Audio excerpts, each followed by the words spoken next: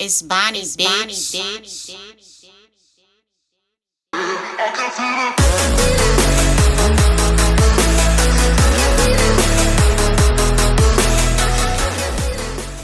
Welcome back, y'all, to It's Bonnie, bitch. Gonna hit that subscribe, like this video, and comment at the end. Let me know what y'all think. So today, I'm gonna do part 2 to Surviving P Diddy. His shenanigans just keep coming out. I am the fucking hardest hustler in the world. This is Savage Part 2. Don't tell me about shit. It's 2022 and I'm still a savage. Whatever I want, I get. Whatever I want, I fucking get. You know, so Tiffany Red, she done wrote a letter to Rolling Stones. This girl is a songwriter. She done wrote multiple songs for multiple different artists, but she was actually writing Cassie's music for her. And she met her in 2015. Well, they worked together real closely, you know. Tiffany, she was over at one of P Diddy's parties, and she ended up falling asleep, whatever. And when she woke up, and it was actually Cassie's birthday party, her 29th birthday party. And so that's why she was there, because she said she wasn't really into his freak offs and all that or whatever, because they wasn't even really cool. This was strictly Cassie's friend.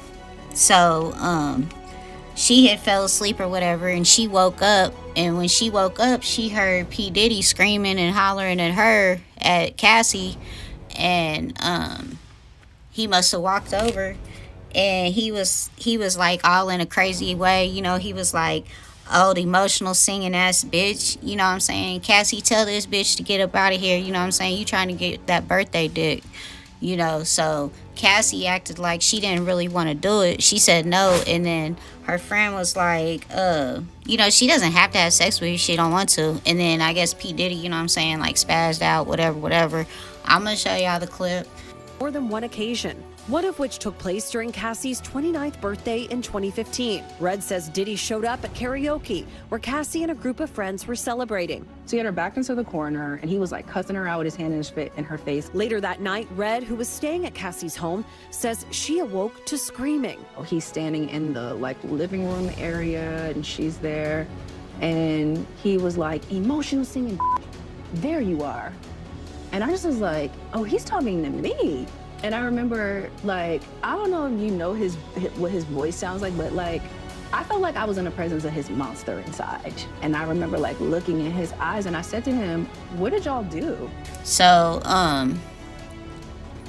you know, it's just everybody this man come in contact with, he got this.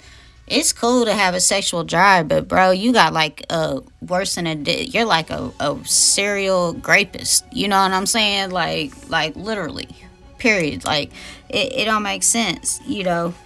So, you know, I guess Tiffany ended up leaving, but like she said, now she's traumatized to this day. She's traumatized behind this. Like her life ain't never gonna be the same, just because she don't know, you know, who's watching her. You know, he's got connections, you know what I'm saying? So she just wanted to come out after the Cassie settle her thing, you know, and finally get her story out, because she been wanting to say it, but the simple fact she didn't want to jeopardize what Cassie had going on, so she been silent just because she is Cassie's friend, you know. So that's another victim of P Diddy. The next victim I have is Aubrey. Let me see, Aubrey O'Day. She was actually met P Diddy from making the band, which I said before, you know, that's one of the things that P Diddy had going on, trying to supposedly help new people come out. But everybody that done came from making the band, he done tortured, you know, talked bad to. Like, dude has an ego problem. You think I could book that for like the weekend of the 14th when the soundtrack comes out? If so, bump somebody. All right, thanks. All right, love you, man. Bye. I got my MTV out. Savage! I'm a savage! Oh! I'm a savage! Whatever I want, I'm going to get! Whatever I want, I have to get! Yes! What's next? What's next? I gotta get it. I'm not gonna stay fucking down. I'm not gonna. I'm like, bro, You know, I heard that once he had his alopecia, you know, that his hair started falling out, so then his penis quit getting hard. So, you know, he's got estrogen running. That's what this really is. His testosterone is low, so he's having to fill this void by taking people. That's giving him the confidence. That's where he's building his confidence at, not realizing he's screwing his own head up. You know, that's some real psychological stuff right there. That's some shit I learned in school, you know. You know what I'm saying. But this Aubrey O'Day, she was, you know, an American singer. She had the girl group Danity Kane from the Making the Band show.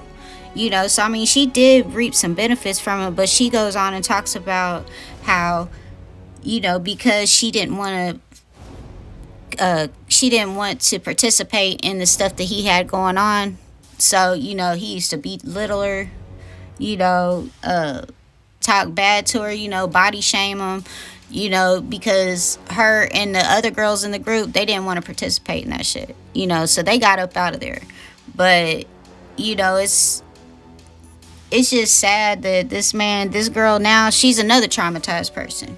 You know what I'm saying? This is somebody else that he done messed their head up for life. Like this dude, P Diddy, I ain't even a cop or nothing. You know, I don't even like the police. But this dude needs to be locked up under the jail on some real stuff. He done tortured enough people. Part 3, I'm gonna be talking about how he tortured his son. You know what I'm saying? So y'all gotta stay tuned in, because I'm covering this, and we gonna wrap this up, and we gonna get this dude up out of here, because right now the industry, this is the type of shit you're gonna have to deal with. So everybody needs to work on getting these type of people up out of here. You know what I'm saying? So at the end of the day, stay tuned in, and I love y'all. I am the